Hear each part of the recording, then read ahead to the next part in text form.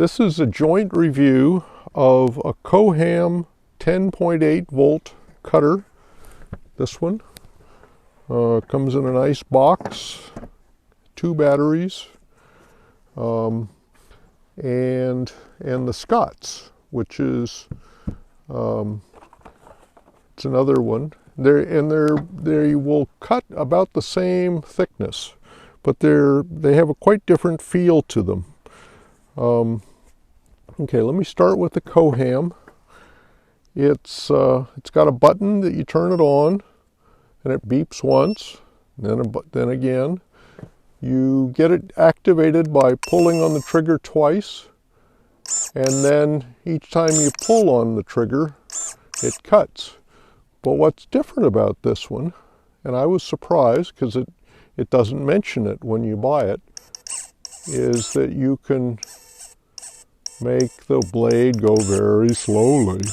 Not perfectly, and if your finger jiggles a little bit, it'll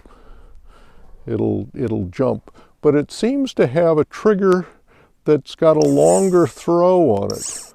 From the start of closing till all the way done, it's maybe 1/4 of an inch.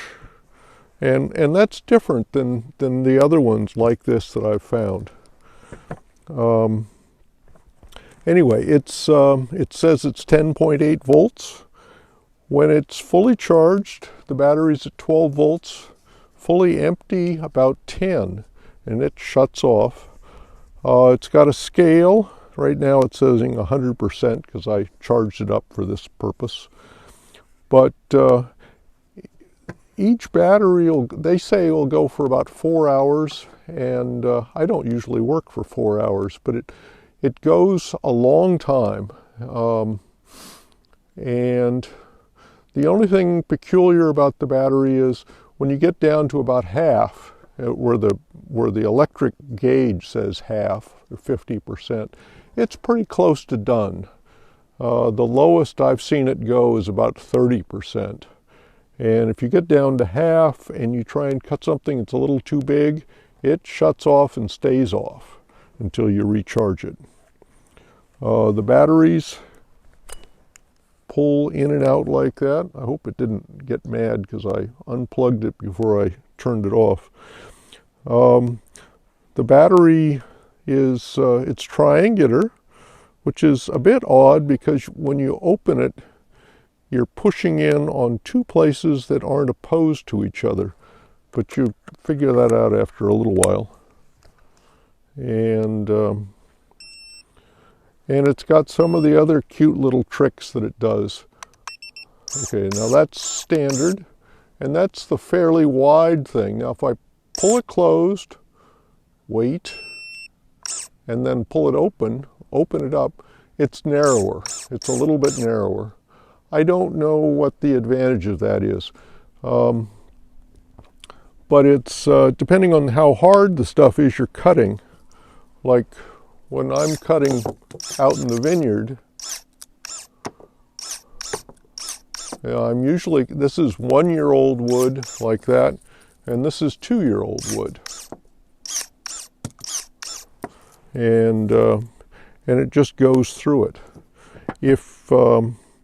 If you're getting into something bigger, and this thing, let me close it down so it's like, I like the fact that you can close the blade and it stays closed.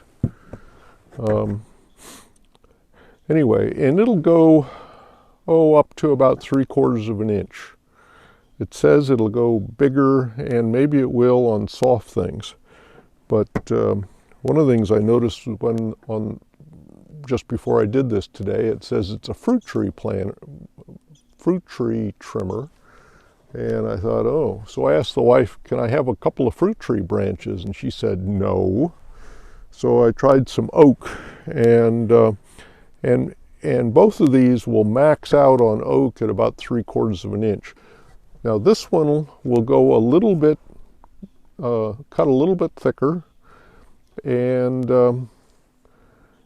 it's a 7.2 volts. It's got there's no way to close this so it's safe. There's a cover that goes over the jaws, which isn't quite as nice as having it go and closed and stay closed. But when you close the lower part like that, and then the upper part, and it's a slower motion.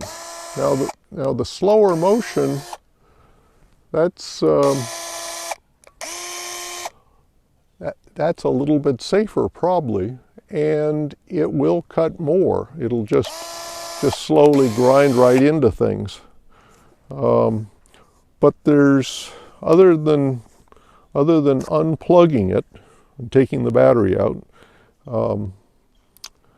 there isn't any way to shut it down and close the top. This one comes with a little charger. It's sort of like plugging in your cell phone or an old cell phone. It's got a funny little plug that goes in here. Doesn't look like something you'd want to get wet. Well, you probably wouldn't want to get any of this wet. Whereas this guy, when you pull out one of these guys and set him in the charger, it's got a nice feel to it. It sucks in and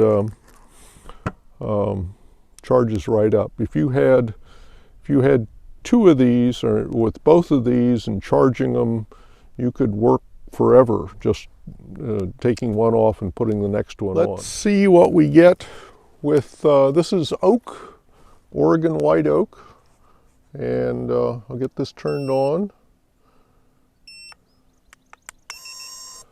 And this is about 1/2 inch, 1/4 inch, another 3/4, 3/8. Okay, now we're getting up to the bigger stuff. This was a little less than 3/4 inch, I think. And you can sort of hear it slow down. Now, this is just about the same place. I'm going to try and cut it slowly. Yeah. And I sort of think that makes it a little bit safer, but there's no guarantees about that as far as if you started to cut yourself. I know that one time I started to cut a trellis wire, and I suddenly realized the trellis wire was there, and I was able to stop my finger, and I just got a little shiny spot on the blade rather than a hole in the blade and a cut wire. Now, this is the Scots, and just cuts through it like that. And let's go up around this guy. This will probably still cut this. Yep. Okay. Get rid of that and that. Okay. Will it cut this? Yes. How about this guy down here? No. Okay. That stopped it right there. And okay, but now I'm going to go about 1/2 inch even thicker on that than and with this one, and it goes right through it.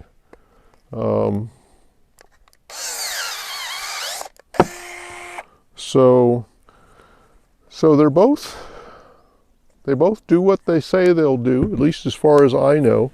I bought them both this last winter. And they're fairly similar, except this one seems slow if you're doing a whole lot of clipping of little stuff like these grapevines. This one is 29 ounces. This one's 28 ounces. That's ready to go with the battery in. And they'd get heavy after a while, but they're not too bad.